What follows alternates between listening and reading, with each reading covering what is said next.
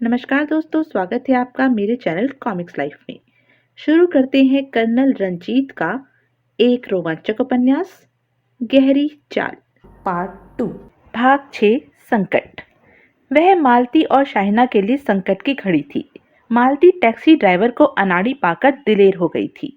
वह अकेले ड्राइवर का मुकाबला कर सकती थी, लेकिन वह विश्वास के साथ यह अनुमान नहीं लगा सकती थी कि टैक्सी ड्राइवर अपने जिन साथियों की प्रतीक्षा कर रहा था उनकी संख्या कितनी होगी। उसी बेचैनी और घबराहट में 10 मिनट और गुजर गए। शाहिना निर्जीव सी हो गई। तुम्हारा इंजन ठीक होगा या नहीं? मालती ने पूछा। मेम साहब, यह मशीन है, ठीक हो जाए तो मिनटों में हो जाए, वरना कुछ वक्त तो लगता ही है। हम ज्यादा देर तक नहीं रुक सकती, हम टैक्सी से उतर रही हैं। मालती ने ड्राइवर को कुछ भयभीत करने के लिए कहा। खबरदार, जो अपनी टैक्सी से बाहर कदम निकाला। यह कहकर ड्राइवर ने सड़क की ओर देखा। वह एक कार की बत्तियां देखकर प्रसन्न हुआ। कुछ ही क्षण में एक लंबी कार उसकी टैक्सी के पास आकर रुकी। उससे एक लंबे कद का व्यक्ति निकला, जिसके हाथ में एक साइलेंसर लगा पिस्तौल था। शाबाश मूलचंद, आने वाले व्यक्ति ने ड्राइवर से कहा। अब तुम निश्चिंत हो जाओ। मालती अपने बैग में अपना हाथ डाल चुकी थी और अपने रिवॉल्वर को अपनी पकड़ में ले चुकी थी। तुम दोनों बाहर निकलो, आने वाले व्यक्ति ने कहा। यह क्या मजाक है? मालती बोली। मूलचंद हमें हुक्म देता रहा है कि अगर हमने टैक्सी के नीचे कदम रखा तो वह हमें गोली मार देगा, और आप हमें धमकाने के अंदाज में कह रहे हैं कि हम टैक्सी से बाहर आ जाएं। ज्यादा बातें ना बनाओ, तुमसे जो कहा जा रहा है करो। मालती ने बाएं हाथ से दरवाजा खोला और टैक्सी से बाहर निकलते ही उसने 2 गोलियां चला दी। एक गोली ड्राइवर के हाथ पर लगी। उसका रिवॉल्वर उसके हाथ से छूटकर जमीन पर जा पड़ा। वह चीखता हुआ बैठ गया और उसने दाएं हाथ को बाएं हाथ से दबाने लगा। मालती की दूसरी गोली लंबे तगड़े व्यक्ति की जांघ में लगी और वह उल्टा गिर पड़ा और तड़पने लगा। मालती को शंका हुई कि वह गिरने के बाद गोली न चला दे। यद्यपि मालती ने बुलेट प्रूफ जैकेट पहन रखी थी, लेकिन उसे शाहिना की चिंता थी। मालती ने लपक कर तड़पते हुए व्यक्ति के हाथ से उसका पिस्तौल छीन लिया। ठीक उसी समय उसे सामने से एक और कार आती नजर आई। मालती पूरी तरह चौकन्ना थी। वह शाहिना को खींचकर एक पेड़ के पीछे ले गई। उसने कहा, मिस शाहिना, क्या आप रिवॉल्वर या पिस्तौल चला लेती हैं? नहीं। खैर, घबराने की कोई बात नहीं। यह कहकर मालती ने पिस्तौल पर से साइलेंसर उतार लिया। उसने पिस्तौल दाएं हाथ में और रिवॉल्वर बाएं हाथ में ले लिया। दूसरी कार निकट आ गई। एक गोली चली। मालती हैरान रह गई, क्योंकि वह गोली टैक्सी ड्राइवर पर चलाई गई थी। टैक्सी ड्राइवर आगे की ओर लुढ़क कर ठंडा हो गया। अब कार में से 2 गोलियां उस पेड़ की ओर चलाई गई, जिसके पीछे मालती और शाहिना खड़ी थी। मालती ने भी दोनों हाथों से गोलियां चला दी। दूसरी कार में शत्रु को आश्चर्य हुआ। उसने समझा कि पेड़ के पीछे अधिक आदमी हैं। शत्रु ने कार जरा पीछे मोड़ी और फिर उसे पूरी गति से चलाकर वह लंबे कद वाले व्यक्ति को कुचलता हुआ निकल गया। लंबे कद वाले व्यक्ति की भयंकर चीख ने वातावरण का सीना चीर दिया। मालती पेड़ के पीछे से निकली। उसने देखा कि ड्राइवर मर चुका था और लंबा व्यक्ति इस बुरी तरह कुचला गया था कि उसका चेहरा बिल्कुल विकृत हो गया था। गोलियों की आवाज सुनकर लोग इधर उधर से आने लगे थे। मालती लोगों से बचना चाहती थी। उसे मालूम था कि वह टैक्सी को नहीं चला सकेगी, क्योंकि ड्राइवर ने जानबूझकर इंजन के कुछ पेच खोल दिए थे। वह लंबे कद वाले व्यक्ति की कार का इस्तेमाल कर सकती थी। उसने कहा, दौड़िए मिस शाहिना, उस कार की पिछली सीट पर जा बैठिए। शाहिना उस कार की ओर दौड़ी और दरवाजा खोलकर पिछली सीट पर जा गिरी। मालती लपक कर कार की ड्राइविंग सीट पर जा बैठी। उसने इंजन स्टार्ट करके कार में शाहिना के घर की ओर मोड़ दी। अपने बंगले में पहुंचकर शाहिना के होश कुछ ठिकाने आए। मालती ने वहां से मेजर को फोन किया। हेलो, उसने रिसीवर कान से लगाकर कहा। मालती, तुम हो? दूसरी ओर से मेजर की आवाज आई। खैरियत तो है? खैरियत तो यह है कि हम पर हमला हुआ है। शायद कुछ लोग मिस शाहिना का अपहरण करना चाहते थे। 2 आदमियों को गोली का निशाना बना दिया गया है। क्या उनको तुमने गोली का निशाना बनाया है? मैंने भी और शत्रु ने भी। क्या मतलब? मैंने उन 2 आदमियों को गोली से घायल किया, लेकिन शत्रु ने एक आदमी की गोली मारकर हत्या कर दी और दूसरे को अपनी कार के नीचे कुचल दिया। वे दोनों शत्रु के आदमी थे। शत्रु ने अपने ही आदमियों की हत्या कर दी। आप अभी चले आइए। मैं आ रहा हूँ, मेजर ने कहा और फोन रख दिया। 1 घंटे के बाद मेजर डोरा और सोनिया के साथ मिस शाइना के बंगले में था। मालती से पूरा विवरण सुनकर मेजर देर तक सोचता रहा। मालती, मैं तुम्हारी राय से सहमत हूँ। शत्रु तुम दोनों का अपहरण करना चाहता था। उसने एक भयानक चाल चली। यह कहकर मेजर मिस शाइना से संबोधित हुआ। आपने जिस टैक्सी स्टैंड को टैक्सी भेजने के लिए फोन किया था, वह यहाँ से कितनी दूर है? 1 फलांग के फासले पर है। उसका नाम है ढाकरे टैक्सी स्टैंड। अच्छा, आप दोनों यहीं रहिए, मैं अभी आता हूँ। इस बीच में आप इस इलाके के पुलिस इंस्पेक्टर को फोन करके 2 व्यक्तियों की हत्या की सूचना दे दीजिए। इंस्पेक्टर से कहिए कि वह आपके बंगले पर आकर सबसे पहले मेजर बलवंत से मिले। बहुत अच्छा, शाइना ने कहा। कुछ क्षण बाद मेजर ढाकरे टैक्सी स्टैंड के मालिक से बात कर रहा था। अभी थोड़ी देर पहले डॉक्टर दस्तूर के बंगले से एक टैक्सी मंगवाई गई थी। उस टैक्सी का ड्राइवर कौन था? मूलचंद। क्या मूलचंद के पास रिवॉल्वर था? नहीं, मूलचंद रिवॉल्वर तो क्या, गुलेल तक नहीं चला सकता। एक दूसरे टैक्सी ड्राइवर ने मजाक किया। आप मजाक कर रहे हैं, लेकिन शायद आपको मालूम नहीं कि उसके पास रिवॉल्वर था और वह रिवॉल्वर उसकी मृत्यु का कारण बन चुका है। आप कौन है? टैक्सी स्टैंड के इंचार्ज ने पूछा। मैं इंस्पेक्टर दीक्षित हूँ। हुजूर, हम हमेशा पुलिस का साथ देते हैं। आज सुबह एक लंबे कद का आदमी यहाँ आकर मूलचंद को ईरानी रेस्टोरेंट में ले गया था। शायद उसने मूलचंद को रिवॉल्वर दिया हो। अच्छा, एक बात बताइए कि जब डॉक्टर दस्तूर के बंगले से टैक्सी मंगवाई गई, तो मूलचंद टैक्सी लेकर क्यों गया? सरकार, अब तो हमें भी दाल में कुछ काला नजर आ रहा है। जब वह लंबे कद का आदमी मूलचंद से मिलकर गया था, तो मूलचंद बहुत खुश था। अपनी बारी पर भी टैक्सी नहीं ले जा रहा था। कह रहा था कि अब वह बड़े आराम से 2 दिन की छुट्टी कर सकता है। लेकिन जब डॉक्टर दस्तूर के बंगले से टैक्सी मंगवाई गई, तो वह अड़ गया कि डॉक्टर दस्तूर के यहाँ वही टैक्सी लेकर जाएगा। मेजर के होठ गोल हो गए। उसने सीटी की आवाज को दबाते हुए कहा। वह फोन सुनते ही डॉक्टर दस्तूर के बंगले की ओर टैक्सी ले गया। टैक्सी ले जाने से पहले उसने कहीं फोन किया था? जी हाँ, किया था। अच्छा, शुक्रिया। मेजर का मनोरथ पूरा हो चुका था। वह डॉक्टर दस्तूर के बंगले की ओर चल पड़ा। मालती और शाहिना उसकी प्रतीक्षा कर रहे थे। मेजर ने ड्राइंग रूम में कदम रखते ही कहा, मुझे विस्की के एक बड़े पैक की जरूरत है। मैंने आप पर हुए हमले की गुत्थी सुलझा ली है। मैं आपके लिए विस्की लाती हूँ। मेरे अब्बा को विस्की का बहुत शौक था। शाहिना उठकर भीतर चली गई और विस्की की बोतल और गिलास ले आई। उसके पीछे उसकी नौकरानी के हाथ में एक ट्रे थी, जिसमें रेफ्रिजरेटर की बनी हुई बर्फ थी और हैम का एक टुकड़ा था। तीसरी प्लेट में वेफर थे। शाइना ने मेजर को विस्की का एक बड़ा पैक बनाकर दिया। मेजर ने लंबा घूंट भरकर कहा, मिस शाइना, एक विधिवत योजना के अनुसार आपका अपहरण करने की कोशिश की गई। शत्रु ने ढाकरे टैक्सी स्टैंड के ड्राइवर मूलचंद को कुछ रुपया देकर खरीदा। उसे एक रिवॉल्वर भी दिया। उसे निर्देश दिया कि वह हर समय टैक्सी स्टैंड पर मौजूद रहे और जब डॉक्टर दस्तूर के यहाँ से टैक्सी मंगवाई जाए, तो वही टैक्सी लेकर जाए और टैक्सी ले जाने से पहले शत्रु को फोन कर दे कि वह टैक्सी डॉक्टर दस्तूर के बंगले पर ले जा रहा है। मूलचंद को यह निर्देश भी दिया गया था कि वह रास्ते में टैक्सी रोक ले, टैक्सी के खराब होने का बहाना करे और उस समय तक टैक्सी न चलाए जब तक कि शत्रु वहां न पहुंच जाए। आपकी यह बात हमारी समझ में आ गई, लेकिन आप यह बताइए कि शत्रु ने टैक्सी ड्राइवर और अपने आदमी की हत्या क्यों की? शाइना ने पूछा। सीधी सी बात है, वह लंबा व्यक्ति जो आपका अपहरण करना चाहता था, उसे शत्रु का निर्देश था कि जब वह आपको अपनी कार में बिठा ले, तो गोली मारकर ड्राइवर मूलचंद की हत्या कर दे। लेकिन हुआ यह कि मालती की होशियारी से शत्रु को लेने के देने पड़ गए। मालती ने ड्राइवर के हाथ पर गोली मारकर उसे निहत्था कर दिया। मालती की दूसरी गोली से वह लंबा व्यक्ति घायल हो गया। दूसरी कार में शत्रु के कुछ लोग थे।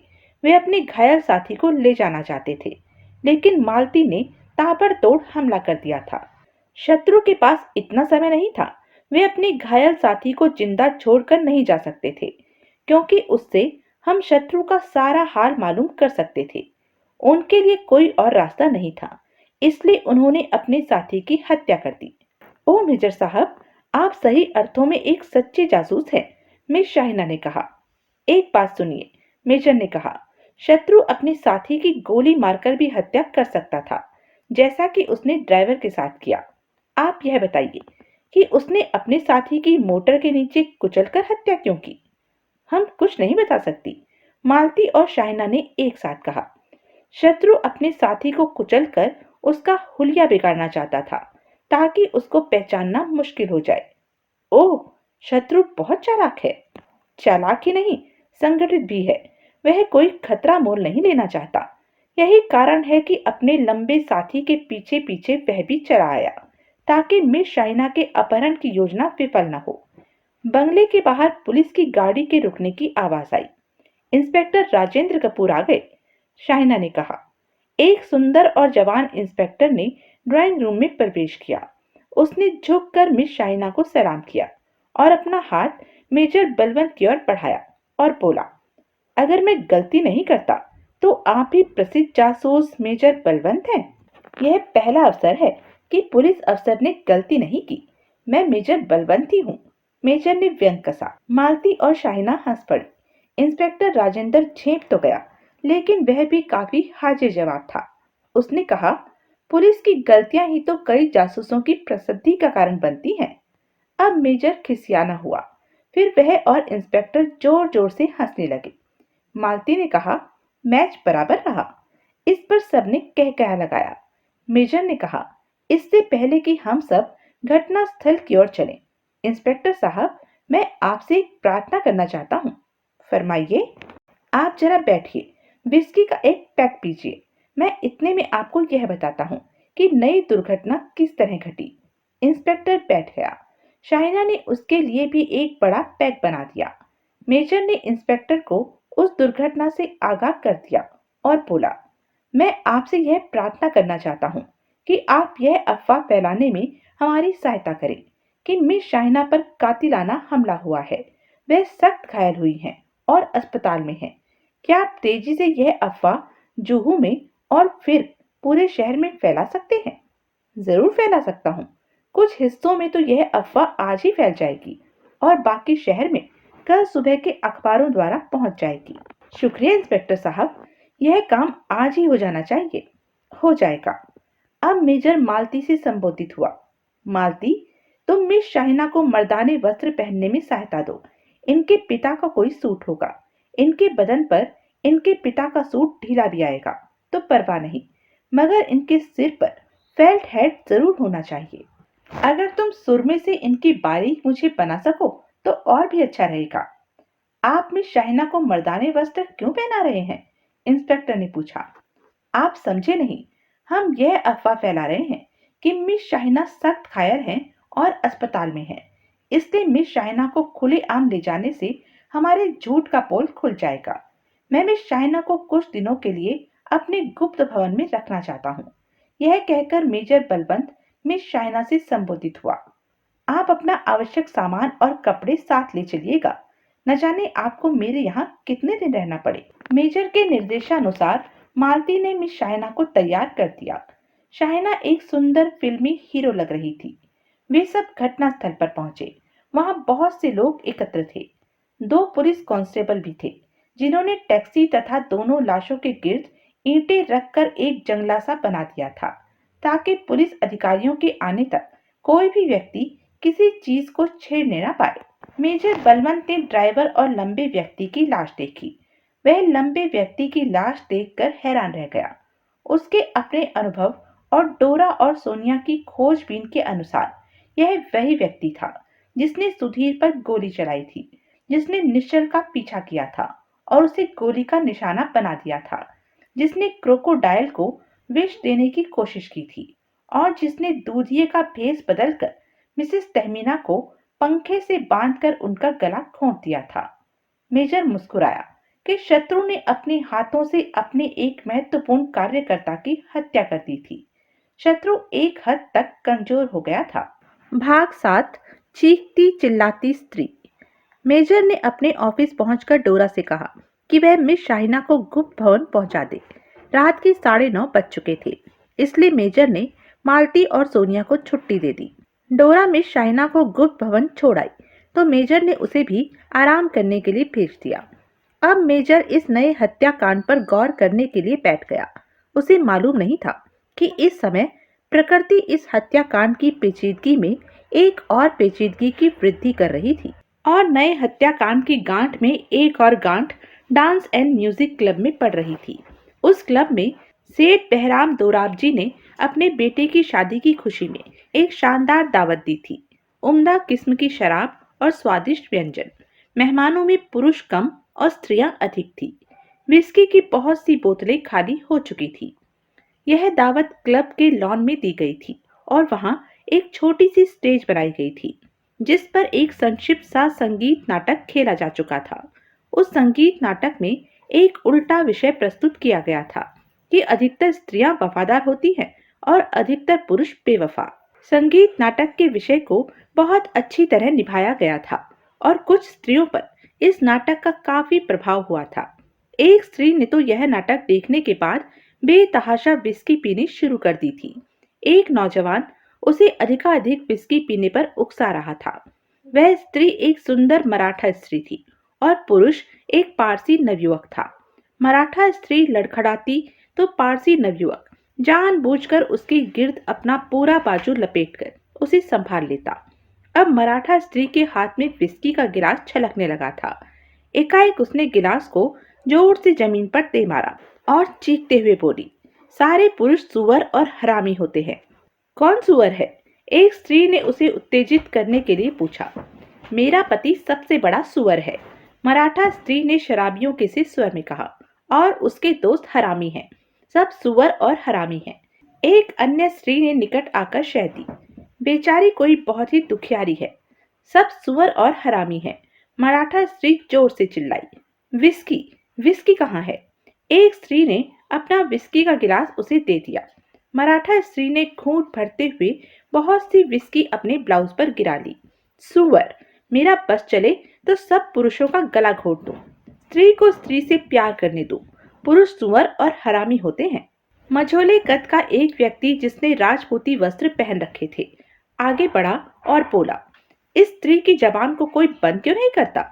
जब किसी ने उसकी बात का उत्तर न दिया तो वह राजपूत और भी क्रुद्ध हो गया। मैं पुरुषों के बारे में इस गुस्ताखी को सहन नहीं कर सकता। मराठा स्त्री ने मचलकर कहा, सुअर, सब सुअर। इस स्त्री की जबान बंद न की गई तो मैं इसे उठाकर बाहर फेंकाऊंगा। मैं सुअर नहीं हूं। सुअर, सब सुअर। मराठा स्त्री का वक्षस्थल और डूब रहा था। सुअर, सब सुअर, और मेरा पति सबसे बड़ा सुअर। शुरू से कहता रहा, मुझे बर्बाद कर देगा। मेरे बारे में झूठ के पहाड़ पर विश्वास कर लिया। मैं उसके टुकड़े कर दूंगी। सुनो, मैं नहीं जानता तुम कौन हो, लेकिन अगर तुम इसी तरह चीखोगी और शोर मचाओगी तो मैं तुम्हें उठाकर बाहर सड़क पर फेंकाऊंगा। तुम्हारी क्या हिम्मत? सुअर। यह कहकर मराठा स्त्री ने उस राजपूत के मुंह पर शराब से भरा हुआ गिलास दे मारा। गिलास टूट गया और उस राजपूत के गालों से खून बहने लगा। वह खून पोंछने लगा। पारसी नौजवान ने आगे बढ़कर मराठा स्त्री के बाजू में बाजू डाल दिया और बोला, नहीं, ऐसा नहीं किया करते। पार्टी में आकर अपने दुखों को इस तरह प्रकट नहीं करते। आओ, चलो, मैं तुम्हें घर छोड़ाऊं। पारसी नौजवान उसे क्लब के गेट की ओर ले गया। उसने सड़क पर जाकर एक टैक्सी रोकी। टैक्सी का पिछला दरवाजा खोलकर उसने बड़े आराम से उसे पिछली सीट पर धकेल दिया। फिर स्वयं भी बैठ गया और टैक्सी ड्राइवर को आदेश दिया, दादर। टैक्सी चल पड़ी तो पारसी नौजवान ने मराठा स्त्री के गाल थपथपाते हुए कहा, बस अब थोड़ी देर में घर आ जाएगा। मैं घर नहीं जाना चाहती। यह कहकर मराठा स्त्री ने पारसी नौजवान के चेहरे पर थप्पड़ जड़ दिया। पारसी नौजवान को एक झुरझुरी सी आ गई। उसने मराठा स्त्री को अपने घुटने पर उल्टा कर दिया और उसकी पिछाड़ी पर जोर जोर से थप्पड़ मारने लगा। टैक्सी ड्राइवर ने कहा, सरकार, आप बहुत अच्छा कर रहे हैं। मुंहजोर औरतों का यही इलाज है। पारसी नौजवान ने देखा कि मराठा स्त्री पिछाड़ी पर थप्पड़ खाकर सचमुच नर्म पड़ गई थी। वह उस पारसी नौजवान से लिपटने लगी और उसके गाल चूमने लगी। लो, अब आराम से बैठ जाओ, पारसी नौजवान ने कहा। तुम सुअर नहीं हो, मराठा स्त्री ने कहा। तुम बिल्कुल भिन्न हो। हर स्त्री को तुम जैसा पुरुष मिलना चाहिए। तुम कहाँ रहते हो? मैं यह दोस्ती बढ़ाना चाहती हूँ। तुम्हें मेरे फ्लैट में रुकना होगा। वहां मेरे पास बहुत विस्की है। तुम्हें विस्की में नहला सकती हूँ। उसने पारसी नौजवान के गले में बाहें डाल दी। अब मराठा स्त्री टैक्सी ड्राइवर का नेतृत्व करने लगी। पारसी नौजवान मौन रहा। दादर की डान बास्को लेन में टैक्सी रुकवा दी गई। वहां एक 2 मंजिला मकान की निचली मंजिल में अंधेरा था और ऊपर की मंजिल की खिड़कियां प्रकाशमान थी। पारसी नौजवान ने टैक्सी का किराया चुकाया। मराठा स्त्री खड़ी खड़ी झूल रही थी। पारसी नौजवान किराया चुकाने के बाद पलटा तो मराठा स्त्री ने अपना बायां बाजू उसके गले में डाल दिया और बोली, डार्लिंग, मैं चल नहीं सकती, मुझे उठाकर ले चलो। पारसी नौजवान ने उसे गोद में उठा लिया। 2-3 मकानों की खिड़कियां खुली। कुछ स्त्रियों ने झांक कर गली में देखा और उस मराठा स्त्री को एक नौजवान की गोद में देखकर तुरंत ही अपनी खिड़कियां बंद कर ली। शायद भी स्त्रियां उस मराठा स्त्री से डरती थी। बरामदे में पहुंचकर उस पारसी नौजवान ने उसे गोद से उतारने के बाद कहा, चाबी कहाँ है? मेरे ब्लाउज में है, निकाल लो। मुझे कुछ होश नहीं, मराठा स्त्री ने कहा। पारसी नौजवान, जो लोगों के सामने तमाशा नहीं बनना चाहता था, उसके ब्लाउज में हाथ डालने पर मजबूर हो गया। उसने चाबी तो निकाल ली, लेकिन उसका सांस उखड़ गया। उसकी छाती की आंच ने उसके पूरे शरीर को साकार धड़कन बना दिया था। उसने फ्लैट का ताला खोला, भीतर जाकर बत्ती का बटन ढूंढा और बत्ती जला दी। फिर मराठा स्त्री का हाथ पकड़कर उसे भीतर खींच लिया। मराठा स्त्री नशे में इतनी धुत थी कि भीतर पहुंचते ही पलंग पर गिर पड़ी। पारसी नौजवान ने दरवाजा बंद कर दिया। मराठा स्त्री ने कहा, डार्लिंग, मैं अब हिल नहीं सकती। मेरी साड़ी तो उतार दो, वरना मैं सो नहीं सकूंगी। जरूर उतार दूंगा, पारसी नौजवान ने कहा। मैंने तुम्हारे लिए इतनी मेहनत यूं ही नहीं की है। तुम्हें यह गलत फहमी रही है कि मैं आज तुम पर मर मिटा था। डार्लिंग, तुम क्या कह रहे हो? मेरी समझ में कुछ नहीं आ रहा है। अभी सब कुछ तुम्हारी समझ में आ जाएगा, पारसी नौजवान ने कहा और उसने मराठा स्त्री की साड़ी उतार दी और साड़ी उतारकर उसके गले में लपेट दी। यह क्या कर रहे हो डार्लिंग? तुम्हारे गले में मफलर बांध रहा हूं। यह कहकर पारसी नौजवान ने मराठा स्त्री की साड़ी के बल उसकी गर्दन में जोर से कस दिए। उसकी आंखें बाहर निकल आई और वे मोटी मोटी शरबती आंखें भय से भर गई। वह सांस लेने के लिए तड़पती रही, लेकिन उसकी गर्दन में उसकी साड़ी के बल तंग होते चले गए। उसने एक हिचकी सी ली और उसका तड़पना बंद हो गया। पारसी नौजवान ने जेब से एक टोपी निकाली और मराठा स्त्री को पहना दी। उस टोपी पर रेड क्रॉस था। पारसी नौजवान ने अब कमरे में इधर उधर देखा। एक फूलदान में घास की लाल और क्रिमजी रंग की बालियां थी और उन बालियों में कागज का गुलाब था। उसने फूलदान में से गुलाब और लाल रंग की बालियां निकाली और मराठा स्त्री के पैरों के साथ बांध दी। इस काम से निपटकर उसने फ्लैट की बत्ती बुझाई, बाहर निकला, दरवाजा फेड़ा और सड़क पर आ गया। गली वीरान पड़ी थी। वह इत्मीनान से एक ओर चल दिया। 1 घंटे के बाद उस गली की एक स्त्री, जो मराठा स्त्री के चाल चलन और उसकी संदिग्ध गतिविधियों को एक समय से सहन करती चली आ रही थी और ऐसे अवसर की तलाश में थी कि कब वह मराठा स्त्री को दुष्कर्म करते हुए पकड़ाए और गली से निकाल बाहर करे। चुपके से कदम रखती हुई उस मराठा स्त्री के फ्लैट की ओर बढ़ी। उसने पारसी नौजवान को उसके फ्लैट से निकलकर जाते हुए नहीं देखा था। उसका ख्याल था कि वह पारसी नौजवान फ्लैट के भीतर होगा। वह फ्लैट का दरवाजा खुला पाकर बहुत प्रसन्न हुई। उसने तेजी से भीतर पहुंचकर बत्ती जला दी। वह अपने सामने एक विचित्र दृश्य देखना चाहती थी, लेकिन कमरे का भीतरी दृश्य देखकर उसकी चीख निकल गई। दूसरे ही क्षण गली के बहुत से लोग मराठा स्त्री के फ्लैट में एकत्र हो गए। एक स्त्री ने मराठा स्त्री को देखकर कहा, बुरे काम का बुरा परिणाम होता है। दूसरी स्त्री, जो अधिक घबरा गई थी, चिल्लाने लगी, खून, खून। एक नौजवान पुलिस को फोन करने चला गया। मेजर बलवंत को सुबह सवेरे अखबार वाले की घंटी ने जगा दिया। अखबार वाला उसके बरामदे में अखबार फेंक कर चला गया। मेजर की नींद खुल चुकी थी। किचन में बर्तनों के खनकने की आवाज आ रही थी, जिसका मतलब था कि उसकी नौकरानी काम पर आ चुकी थी और उसके लिए चाय तैयार कर रही थी। मेजर बाथरूम में गया और वहां से निकला तो उसने मेज पर चाय सजी हुई देखी।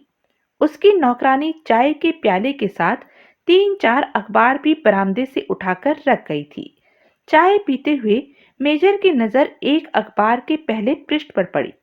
उस अखबार में मराठा स्त्री मिसेस रेवती कापरे की हत्या की खबर खूब नमक मिर्च लगाकर प्रकाशित की गई थी। मेजर बलवंत ने बड़ी दिलचस्पी से वह खबर पढ़ी। मराठा स्त्री की हत्या का संबंध डॉक्टर दस्तूर के हत्याकांड से बिल्कुल नहीं था। अब वह मिस शाइना पर हुए हमले और टैक्सी ड्राइवर तथा शत्रु के लंबे साथी की हत्या की खबर पढ़ने लगा। एक अखबार ने इस ओर इशारा किया था कि शहर के पारसी समुदाय में यह जबरदस्त अफवाह फैली हुई थी कि शहर की सारी बिरादरी के नामवर घरानों के चुनिंदा व्यक्तियों की हत्या की संगठित साजिश की जा रही थी। मेजर ने अखबार एक और रख दिया और चाय पीने लगा। तभी टेलीफोन की घंटी बज उठी। मेजर ने रिसीवर उठा लिया। दूसरी ओर से आवाज आई, क्या मेजर साहब हैं? मैं बोल रहा हूँ। मैं इंस्पेक्टर राजेंद्र कपूर बोल रहा हूँ। आपने शायद अखबार में दादर की डॉन बॉस्को लेन में हत्या की वारदात की खबर पढ़ी होगी। पढ़ी तो है, मेजर ने कहा। इस वारदात का हमारे केस से कोई संबंध मालूम नहीं होता। पहले मेरा भी यही ख्याल था, इंस्पेक्टर राजेंद्र ने कहा। लेकिन अगर आप ध्यान से खबर पढ़ें तो उसमें डांस एंड म्यूजिक क्लब के एक बैरे का बयान है कि उस पारसी नौजवान को एक स्त्री कार में छोड़ गई थी, जिसका नंबर BM 4882 है और यह कार मिस शाहिना के बंगले के अहाते में खड़ी है। क्या कहा? आश्चर्य से मेजर के मुंह से निकला। आपकी असिस्टेंट मिस मालती मिस शाइना को शत्रु के हमले के बाद शत्रु की कार में घर वापस लाई थी? हाँ, मेजर ने कहा। शत्रु की कार का नंबर BM 4882 है। यह कैसे हो सकता है? मेजर ने प्रश्न किया।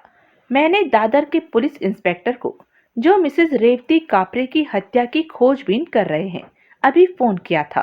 कार के एक से नंबर देखकर ख्याल आया कि रेवती कापरे की हत्या मेरे केस से संबंध रखती है। दादर के पुलिस इंस्पेक्टर ने मुझे बताया कि डांस एंड म्यूजिक क्लब में दावत शाम के 4:30 बजे शुरू हो गई थी, क्योंकि वहां स्टेज पर एक नाटक प्रस्तुत किया गया था। मिस शाइना पर हमला 5:30 बजे हुआ, जिसका मतलब है कि लंबा व्यक्ति पारसी नौजवान को क्लब में छोड़कर मिस शाइना के अपहरण के लिए आया। यह भी तो हो सकता है कि पारसी नौजवान को जो स्त्री क्लब में छोड़ने आई थी, उसने शत्रु की कार का नंबर इस्तेमाल किया हो, मेजर ने कहा। जी हाँ, यह भी हो सकता है, लेकिन इस पर भी यह बात झुटलाई नहीं जा सकती कि पारसी नौजवान शत्रु से परिचित था या शत्रु की टोली का सदस्य था। आपकी यह दलील भी माकूल है, मेजर ने कहा। इसलिए मैंने दादर में रेवती कापरे की हत्या का केस भी अपनी हत्याकांड की एक कड़ी के रूप में अपने हाथ में ले लिया है। क्या आपने यह पता किया है कि कार नंबर BM 4882 किसकी है? यह कार परफेक्ट वर्कशॉप में मरम्मत के लिए आई थी। कार की मरम्मत करने के बाद परफेक्ट वर्कशॉप का मैकेनिक कार का इंजन टेस्ट करने के लिए ले गया तो कार को रोककर उस पर हमला किया गया। उसे बेहोश करके सड़क के किनारे डाल दिया गया। मैकेनिक का बयान है कि उस पर एक स्त्री और एक लंबे व्यक्ति ने हमला किया। इससे भी इस बात की पुष्टि होती है कि वह स्त्री पारसी नौजवान को क्लब में छोड़कर आई और उसने वह कार लंबे व्यक्ति के हवाले कर दी। एक बात जरूर है, मराठा स्त्री रेवती कापरे की हत्या एक बहुत बड़ी पहेली है। क्या दादर के पुलिस इंस्पेक्टर ने रेवती कापरे के जीवन की हालात जानने की कोशिश की है? वह अधिक सफल नहीं हुआ। केवल इतना पता लगा सका कि उसने डॉन बॉस्को लेन का वह फ्लैट 4 महीने पहले किराए पर लिया था।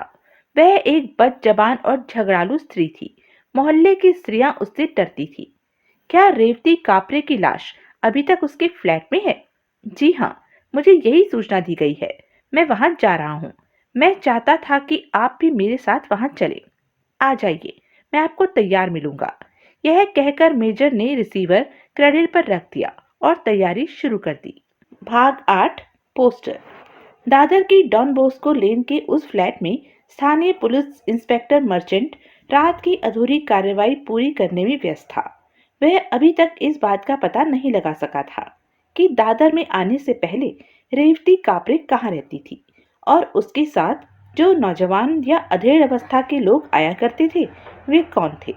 उसको केवल यह संदेह हुआ था कि रेवती कापरे एक स्ट्रीट वॉकर यानी सड़कों पर से ग्राहक फुसलाकर लाने वाली वेश्या थी। डांस एंड म्यूजिक क्लब में जिस पारसी सेठ ने दावत का आयोजन किया था वह भी उसे नहीं जानता था, बल्कि उसकी दावत में रेवती कापरे ने जो हंगामा मचाया था उस पर वह अभी तक खिन्न था।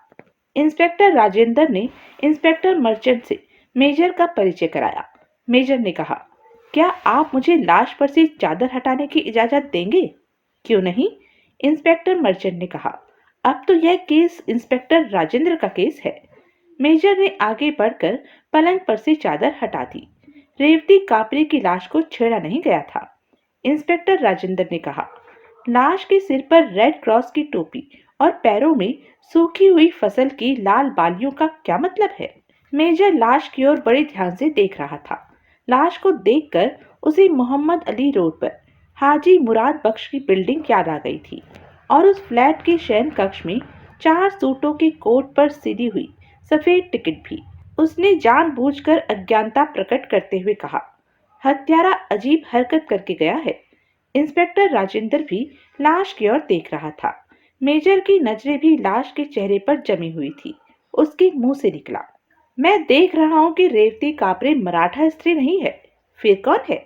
मैं इसके पूरे फ्लैट का निरीक्षण करके बता सकता हूँ कि यह कौन है, मेजर ने कहा और वह फ्लैट के अन्य कमरों में चला गया। वापस आकर बोला, मैं विश्वास के साथ कह सकता हूँ कि यह कोई पारसीन है। आपने यह अनुमान कैसे लगाया? इंस्पेक्टर राजेंद्र ने पूछा।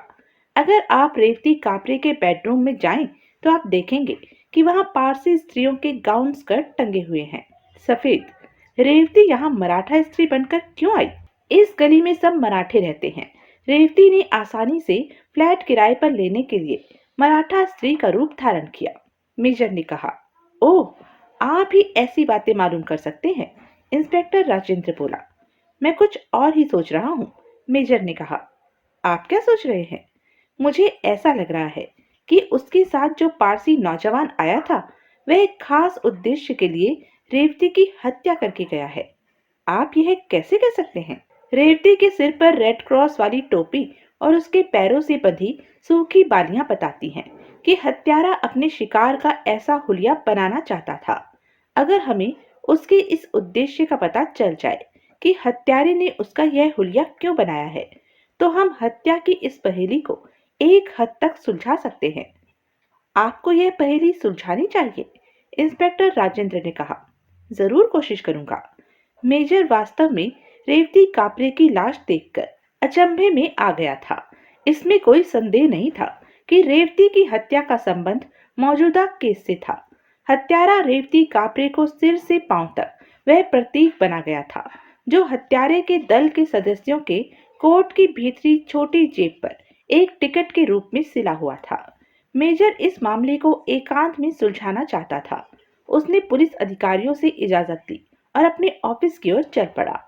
ऑफिस में डोरा, सोनिया और मालती मौजूद थी। वे मेजर की मेज पर 2 पोस्टर फैलाकर पढ़ रही थी। ये कैसे पोस्टर है? मेजर ने उनको नमस्ते करने के बाद कहा। आप स्वयं ही देख लीजिए, सोनिया ने कहा।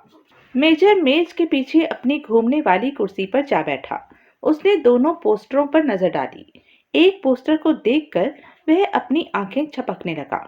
उस पोस्टर पर एक कोने में नर्स की टोपी पर रेड क्रॉस बना हुआ था और नर्स की शक्ल के नीचे जलती हुई आग की लपटें बनी हुई थी। आग की लपटों में नर्स का चेहरा था। दोनों पोस्टर हाथ से और लाल स्याही से लिखे हुए थे।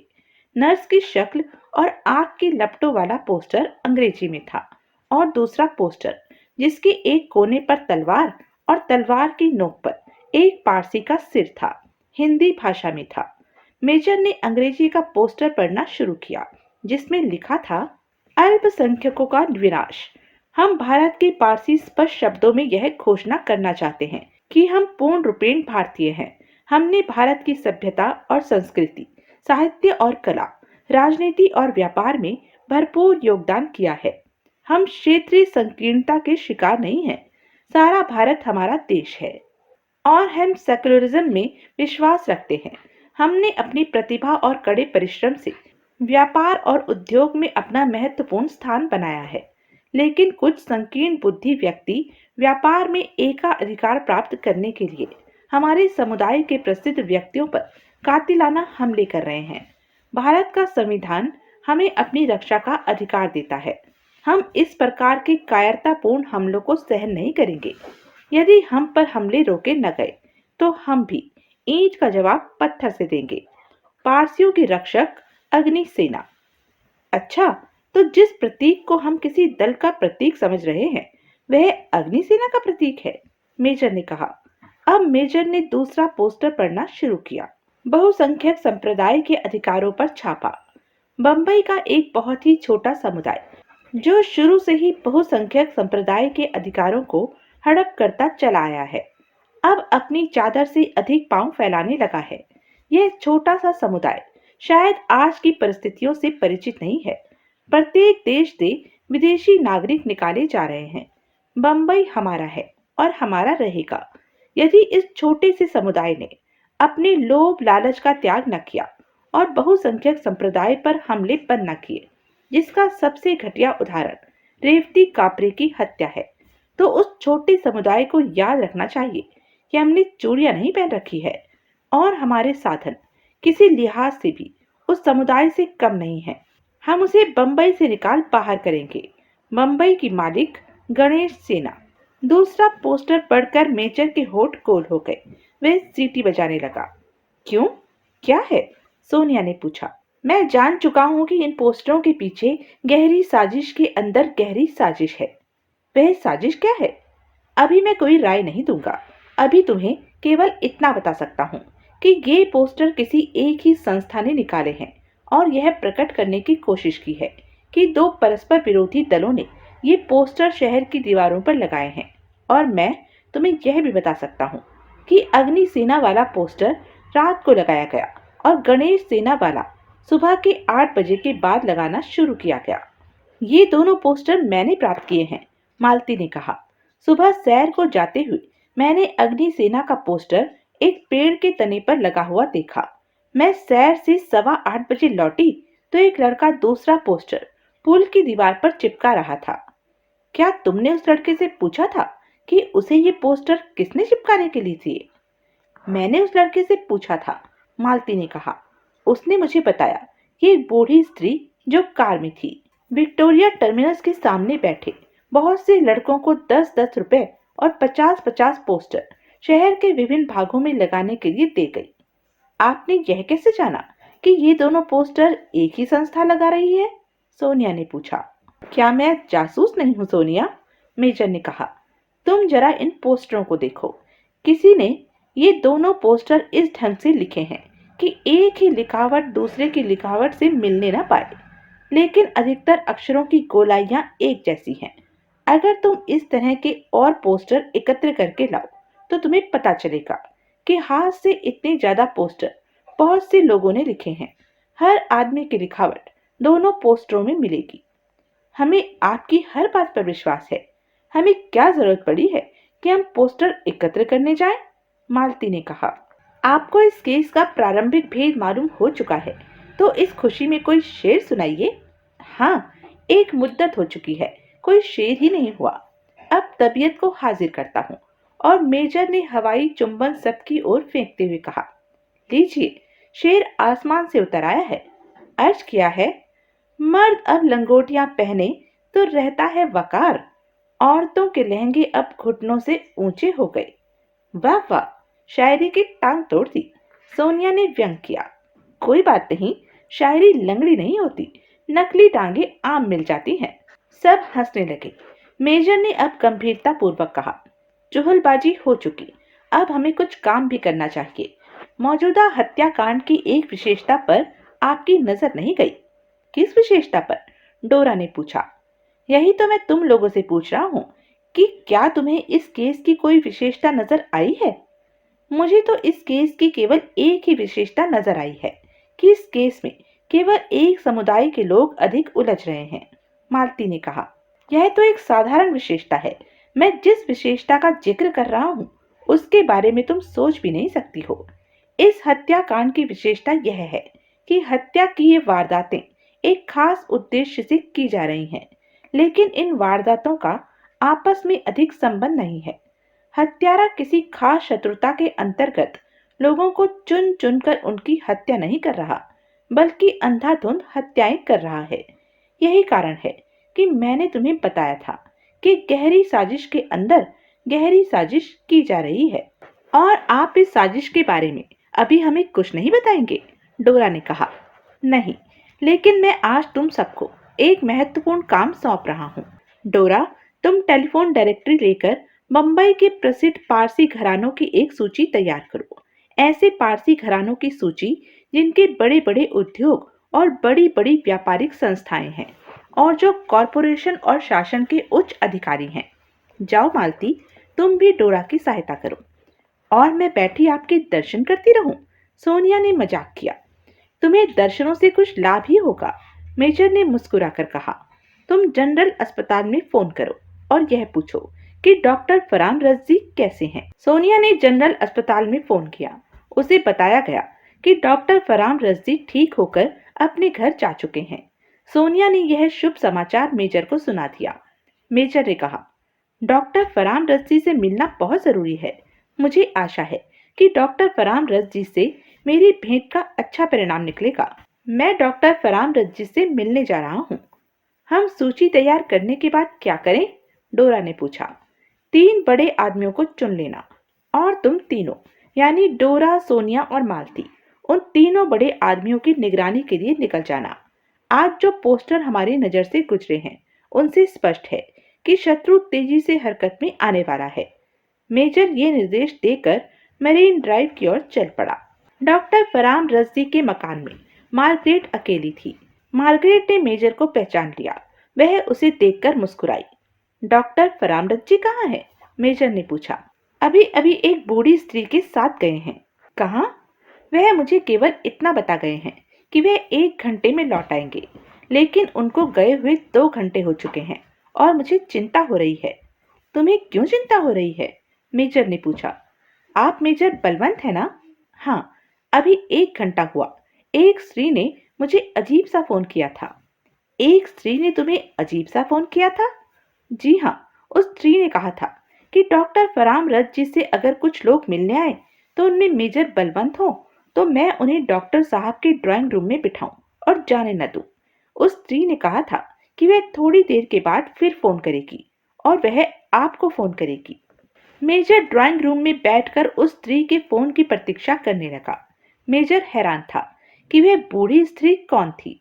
वह डॉक्टर फरहान रज़ के अस्पताल से आते ही उनको अपने साथ क्यों ले गई थी और डॉक्टर फरहान रज़ी उसके साथ क्यों चले गए थे और वह स्त्री मुझे ही क्यों फोन करना चाहती थी? अगर वह मुझे जानती थी तो उसने मुझे ऑफिस में फोन क्यों नहीं किया? मार्गरेट ने ड्राइंग रूम में आकर कहा, आप क्या पीजिएगा? क्या इस दुनिया में विस्की के सिवा कोई और चीज भी पीने की है? मेजर ने मुस्कुराकर कहा, आपने सचमुच स्वस्थ मर्दों वाली बात की है। मैं आपके लिए विस्की लाती हूँ। मार्गरेट उल्टे पांव मुड़ी और पिछवाड़े के कमरे में चली गई। तभी ड्राइंग रूम में रखे हुए फोन की घंटी बजी। मेजर ने लपक कर रिसीवर उठा लिया। उसने कहा, हेलो। और एक ही मिनट बाद मेजर ने कान पर से रिसीवर उठा लिया। दूसरी ओर एक स्त्री जोर से चीख उठी थी, भाग 9, सुरंग। मेजर ने 1 मिनट के बाद दोबारा रिसीवर कान से लगाया और बोला, हेलो। क्यों मेजर साहब, क्या आप डर गए थे? दूसरी ओर से एक स्त्री ने बड़े चंचल स्वर में कहा, डर? डर किस बात का? और फिर वह पुरुष ही क्या जो किसी स्त्री से डर जाए? आप चीखी क्यों थी? डॉक्टर फरहान रज़दी मुझसे बात करते करते गिर पड़े थे और मेरे मुंह से चीख निकल गई थी। मेजर ने कहा, आप शायद भूल रही हैं कि आप मेजर बलवंत से बात कर रही हैं। आपकी चीख बनावटी चीख थी। मैंने आपको आजमाया था। आप सचमुच एक महान जासूस हैं। आप कौन हैं? अगर आप मेरा पूरा अता पता चाहते हैं तो मुझसे आकर मिलिए। आपसे कहाँ आकर मिलूं? कुरला में सूरज छाप सोप फैक्ट्री के निकट एक कॉटेज है जिसे सूरज मंडल कहते हैं। आइए और आप मुझे अपनी प्रतीक्षा करते पाएंगे। डॉक्टर फरामरथ जी कहाँ हैं?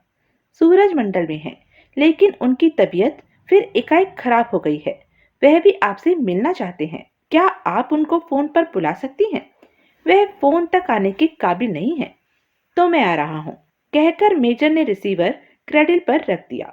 उसके पास मार्गरेट एक ट्रे में जॉन हैक की बोतल, सोडे की फ्लास्क और 2 उबले हुए अंडे लिए खड़ी थी। आप तो जा रहे हैं? मार्गरेट ने कहा। मुझे एक बड़ा सा पैक बना दो। मैं यहाँ से तुरंत कुर्ला जाना चाहता हूँ, सूरज मंडल नाम की कॉटेज में। मार्गरेट ने मेजर के लिए विस्की का एक बड़ा सा पैक बना दिया। मेजर ने विस्की का पैक जल्दी से कंठ में उड़ेला और मार्गरेट के गाल पर हल्की सी थपकी देकर दरवाजे की ओर बढ़ा।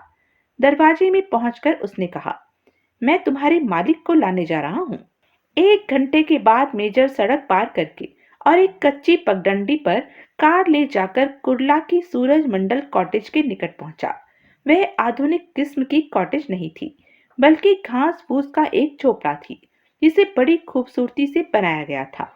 मेजर ने कार एक पेड़ के नीचे रोक दी। कार से निकलकर उसने झोपड़े के बांसों वाले दरवाजे पर दस्तक दी। कौन? मेजर बलवंत। भीतर से उसी स्त्री की आवाज आई। दरवाजा खुला है, तशरीफ लाइए। मेजर ने दरवाजे पर हाथ का दबाव डालकर उसे खोल दिया। झोपड़े के भीतर अंधेरा था और दिन का समय होने पर भी उसके भीतर एक फानूस में मोटी मोटी मोमबत्तियां जल रही थी। वह फानूस झूल रहा था। उसके प्रकाश की झिलमिलाहट एक पहिएदार कुर्सी पर पड़ रही थी। उस कुर्सी पर डॉक्टर फराम रज्जी थे। उस पहिएदार कुर्सी के पीछे एक बूढ़ी स्त्री खड़ी थी। गोरी चिट्टी लंबे कद की स्त्री। उसके बाल चांदी की तरह चमक रहे थे। फानूस की झिलमिलाहट उस बूढ़ी स्त्री और डॉक्टर फराम रज्दी के चेहरों पर विचित्र सी परछाइयां बना रही थी। मेजर ने डॉक्टर फराम रज्दी को पहिएदार कुर्सी में देखकर एक क्षण के लिए अपनी आंखें भींच ली। मेजर साहब, आप दरवाजे में क्यों रुक गए? आगे आइए और डॉक्टर फराम रज्जी से मिलिए। मेजर ने एक कदम आगे बढ़ाया। अचानक उसे ऐसा लगा कि जिस स्थान पर उसने पांव रखा था वह नीचे को धंस रहा था। पहिएदार कुर्सी के पीछे खड़ी स्त्री ने एकाएक रिवॉल्वर निकालकर गोली चला दी। गोली मेजर की छाती में लगी, लेकिन उसने बुलेट प्रूफ जैकेट पहन रखी थी। गोली का तो उस पर कुछ असर न हुआ, लेकिन उसे ऐसा महसूस हुआ जैसे वह उड़ता हुआ पाताल के घुप अंधेरे में उतर रहा हो। वह तेजी से जिस गहराई में उतरता जा रहा था वह समाप्त होने में नहीं आ रही थी। कुछ क्षण बाद वह गाढ़े पानी में गिरा। वह गाढ़ा पानी वास्तव में बदबूदार कीचड़ थी। आंखों में कीचड़ के छींटे पड़ने से उसकी आंखें बंद हो गई, लेकिन वह जोर लगाकर तैरने के अंदाज में आगे बढ़ने लगा। वह कीचड़ की एक लंबी नदी निकली। मेजर अब बड़ी मुश्किल से अपनी आंखें खोल पाया था।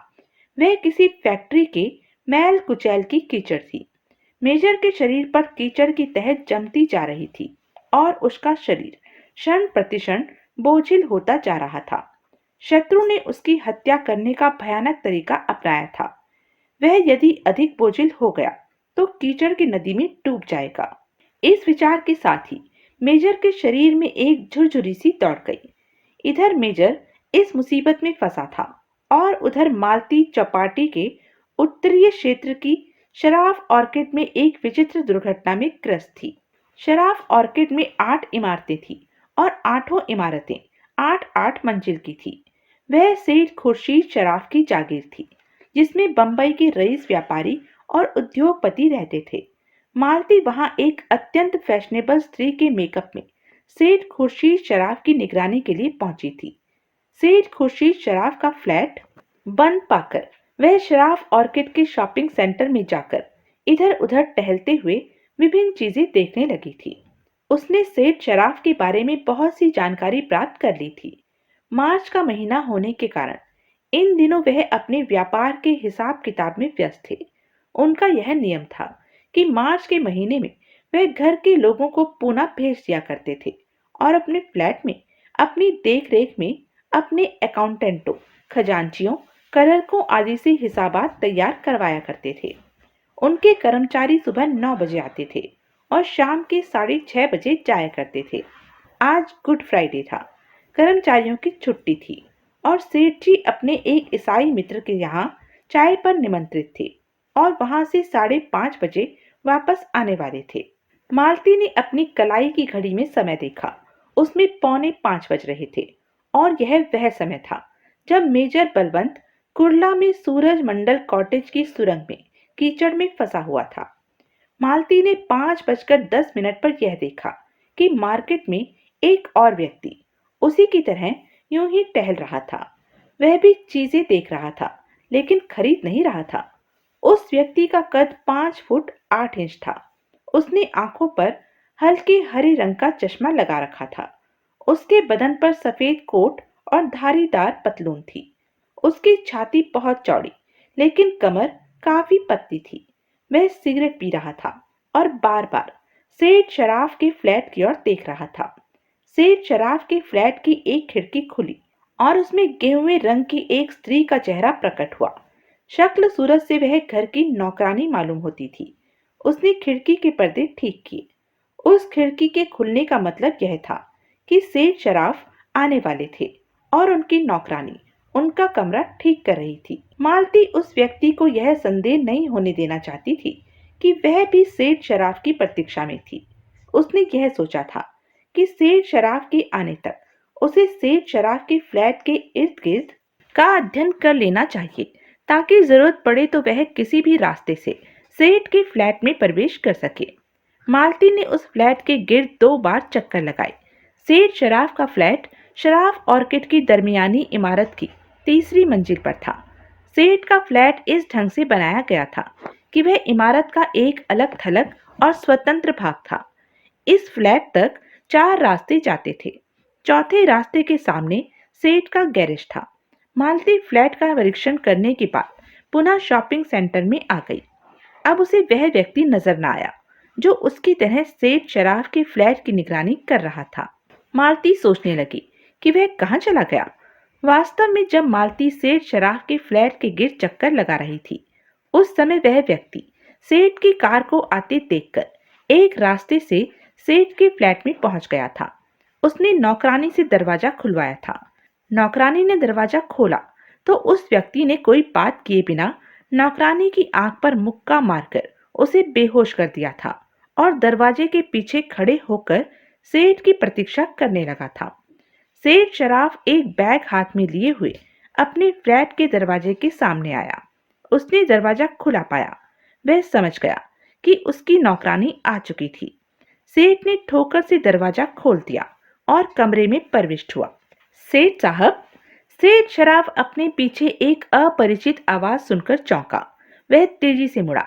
हरे चश्मे वाले व्यक्ति ने कहा, सेठ साहब, क्या आप यह फैसला कर चुके हैं कि आप टेलीविजन तैयार करने का फॉल्टलेस इलेक्ट्रॉनिक्स कारखाना जरूर लगाएंगे? मेरा फैसला अटल है। तुम कौन हो? उस व्यक्ति ने उत्तर देने के बजाय जेब से चाकू निकाल लिया। उसने चाकू को एक झटका दिया। चाकू की कमानी खुल गई और 5 इंच लंबा फल बाहर आ गया। उस व्यक्ति ने आगे बढ़कर चाकू सेठ की छाती में भोंक दिया। सेठ ने अपनी छाती में जलन सी महसूस की, लेकिन चाकू उसके शरीर के भीतरी भाग के किसी महत्वपूर्ण अंग में नहीं घुसा था। सेठ छाती पर हाथ रखकर खड़ा रहा। हरे रंग के चश्मे वाले ने पुनः तीखे स्वर में कहा, सेठ साहब, आपने हमारी वार्निंग पर ध्यान नहीं दिया। सेठ ने, जो अभी तक खड़ा था, उस व्यक्ति की ओर दांत पीसकर देखा और फिर उसने जोर से चीखने के लिए मुंह खोला।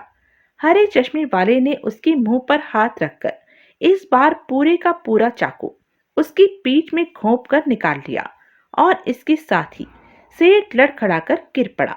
हरे चश्मे वाले ने खून से भरा चाकू बंद करके अपने रुमाल में लपेट लिया। फिर वह चुपके से फ्लैट से निकला और दूसरे रास्ते से नीचे उतर गया। उस समय मालती सेठ के गैरेज के निकट सेठ के फ्लैट को जाने वाले चौथे रास्ते पर खड़ी थी। उसे गैरेज में कार देखकर पता चल गया था कि सेठ शराफ आ चुका है। मालती सेठ शराफ के फ्लैट में 5 मिनट देर से पहुंची। उसने सेठ को फर्श पर गिरा हुआ पाया। उसकी पीठ पर खून का दाग फैल गया था। मालती ने सेठ को सीधा कर दिया।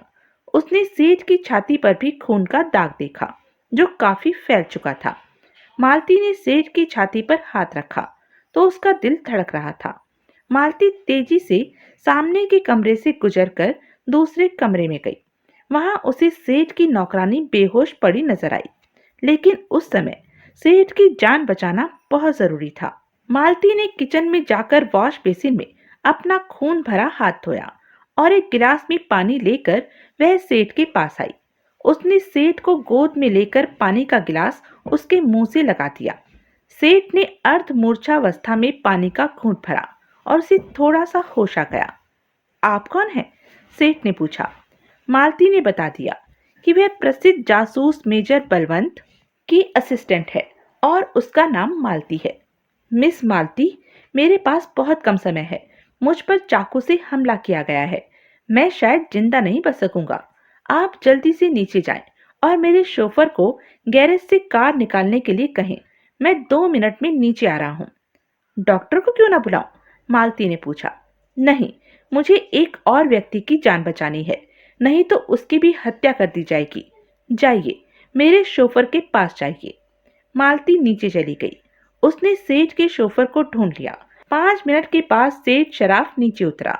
उसने अपनी सफेद अचकन बदलकर काली अचकन पहन ली थी। मालती सोच रही थी कि सेठ पुलिस या डॉक्टर के पास जाने की बजाय कहीं और जाने पर क्यों आग्रह कर रहा था। सेठ ने कार की पिछली सीट पर मालती के पास बैठते हुए शोफर से कहा, फौरन बहराम दारूवाला के यहाँ चलो। 25 मिनट में कार एल्फिंस्टन रोड पर पहुंचकर दारूवाला वाइन मर्चेंट की दुकान के सामने रुक गई। सेठ शराफ ने मालती से कहा, बहराम दारूवाला से जाकर कहिए कि वह काउंटर से उठकर 10 मिनट के लिए पीछे के कमरे में चला जाए। मालती कार से निकलकर दुकान के भीतर काउंटर की ओर बढ़ी। 2 सेल्समैन उसे देखकर आपस में आंखों ही आंखों में इशारे करने लगे। वे मालती के यौवन और सौंदर्य की प्रशंसा कर रहे थे। मालती ने काउंटर पर जाकर दारूवाला को सेठ शराफ का संदेश दिया। दारूवाला तुरंत उठकर पिछले कमरे में चला गया। सेठ शराफ धीरे धीरे कदम उठाते हुए दुकान में आया और मालती को काउंटर के पास खड़े देखकर उससे कहा, आप भी मेरे साथ आइए। हम दोनों के पास आपका होना बहुत जरूरी है। मालती सेठ को सहारा देकर पिछले कमरे में ले गई। सेठ शराफ बड़ी मुश्किल से एक सोफे पर बैठा और उसने मालती को भी बैठ जाने का संकेत किया। आप एकाएक इतने कमजोर क्यों हो गए हैं? बहराम दारूवाला ने पूछा। बहराम, मेरे पास समय बहुत कम है। यह मिस मालती हैं, प्रसिद्ध जासूस मेजर बलवंत की असिस्टेंट। तुम्हें मेजर बलवंत की सेवाएं प्राप्त करनी होंगी। तुम्हारी जिंदगी बड़े खतरे में है। शराफ, तुम ऐसी बातें क्यों कर रहे हो? सवाल न करो, मेरी बात सुनो। सेठ शराफ ने कहा, गणेश सेना ने अपनी धमकी पूरी कर दी है। तुम्हें फॉल्टलेस इलेक्ट्रॉनिक्स का निर्माण हर कीमत पर जारी रखना होगा। यह हमारे पूरे समुदाय के लिए आजमाइश की घड़ी है। अगर हमने धमकियों से डरकर कारखाना लगाने की योजना छोड़ दी तो हम दास और मजदूर बनकर रह जाएंगे। सेठ शराफ की आवाज बहुत कमजोर पड़ चुकी थी। उसने सोफे से अपना सिर टिका दिया और एक जोर का सांस लेकर बोला, गणेश सेना के आदमी ने मेरी छाती और पीठ में चाकू घोंपा है। वह मुझसे यह कहने आया था कि हम फॉल्टलेस इलेक्ट्रॉनिक्स का निर्माण बंद कर दें। हमें मुश्किल से टेलीविजन बनाने का लाइसेंस मिला है। हम अपने कारखाने का निर्माण नहीं रोक सकते। यह कहते कहते सेठ शराफ की गर्दन ठुलक गई और इसके साथ ही सेठ बहराम दारूवाला के मुंह से एक हल्की सी चीख निकल गई। खत्म, हमारी बिरादरी का एक और प्रसिद्ध व्यक्ति खत्म। दारूवाला ने कहा, मैं बहुत भयभीत हूँ। मैं अकेला फॉल्टलेस इलेक्ट्रॉनिक्स के प्रोजेक्ट को पूरा नहीं कर सकता और मैं मरना भी नहीं चाहता। मैं यह प्रोजेक्ट छोड़ दूंगा। मुझे भी पिछले हफ्ते 4 धमकियां दी गई हैं। मैं गणेश सिन्हा को सूचित कर दूं कि मैं यह प्रोजेक्ट छोड़ रहा हूं। आप सेठ शराफ की अंतिम इच्छा को ठुकरा रहे हैं? मालती ने कहा, मैं विवश हूँ। मैं किसी जासूस की सहायता नहीं लूंगा। मैं गणेश सिन्हा की शत्रुता मोल लेने के लिए तैयार नहीं हूँ। मैं पुलिस को फोन करता हूँ कि सेठ शराफ ने किस स्थिति में मेरे यहाँ आकर दम तोड़ा। आप कृपा करके मुझे अकेला छोड़ दीजिए। मैं नहीं चाहता कि गणेश सिन्हा को यह पता चले कि मेजर बलवंत की असिस्टेंट मेरे यहाँ मौजूद थी। मालती को विवशता पूर्वक सेठ दारूवाला की दुकान से निकलना पड़ा। तो यह थी अब तक की कहानी। आगे की कहानी जानने के लिए बने रहें मेरे साथ। और हाँ, मेरे चैनल को लाइक, शेयर और सब्सक्राइब करना ना भूलें। और कमेंट करके ज़रूर बताएं कि यह वीडियो आपको कैसा लगा। धन्यवाद।